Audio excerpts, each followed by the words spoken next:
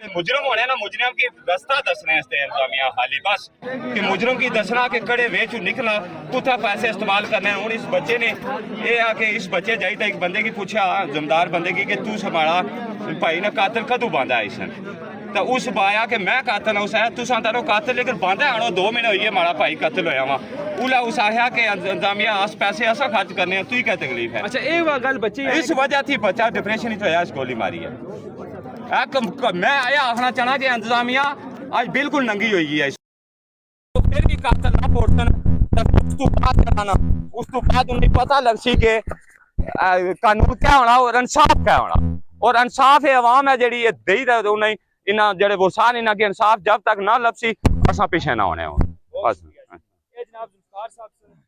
counsellor भी है और इस ये जड़े केस होए पिछले जड़े वाकयात होए 2 वाकयात पिछले होए उन्हें अपने बार बार आहोजारी करी लोगों की ये अर्ज करी रहे सन इंतजामिया की अर्ज करी रहे सन कि खुदा रा इस मसले ना कोई हल कटो और इस जानब कोई तवज्जो नहीं दी गई और आज एक तीसरा वाकया हो गया तो इस वाकया पर उस किस्म की कोई तवज्जो नहीं दी जा रही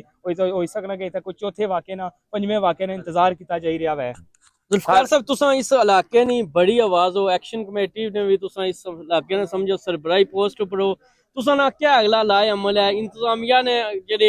इंक्वायरी या वो शक शबा की नजर आई रहे सर बिल्कुल इसने विच गफलत है इंतजामिया नी और बहुत बड़ी गफलत है हुण भी वो आखने के बंदे तुसा नॉमिनेट करो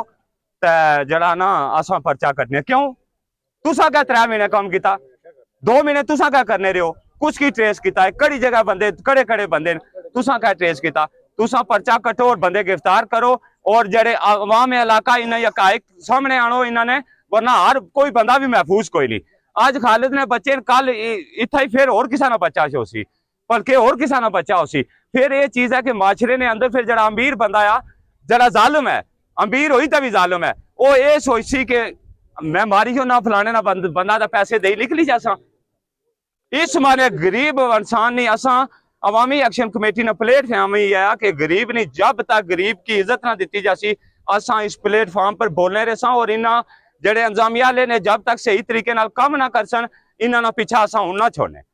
जुल्फिकार साहब क्या आने अगर इस मामला जरा पहला मामला फरियाद बाटल आया सी उस मामले पर कमीशन बनना वो मामला सही तरीके नाल साल हो जाना था फिर शाकिर और अतीक वाला मामला सामने नहीं सी इछना इसी क्या गफलत है क्यों इंतजामिया जरा है जदों कोई इस तरह नहीं बड़ी ताकत सामने इछनी सारी इंतजामिया बेबस क्यों नजर इछनी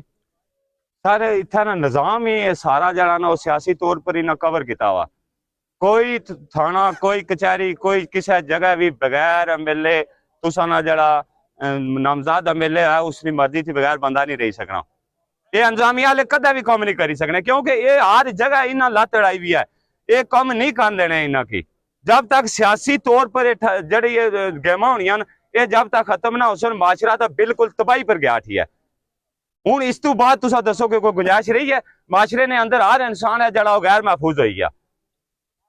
बिल्कुल जी असा उम्मीद करने और इंतजामिया बार बार गुजारिश करने कि इस मामले की शफाफ तहकीक की जाए इंतजार ना किया जाए किसी और जान ने जाने ना इंतजार ना किया जाए किसी और बाप ही रुसवा होने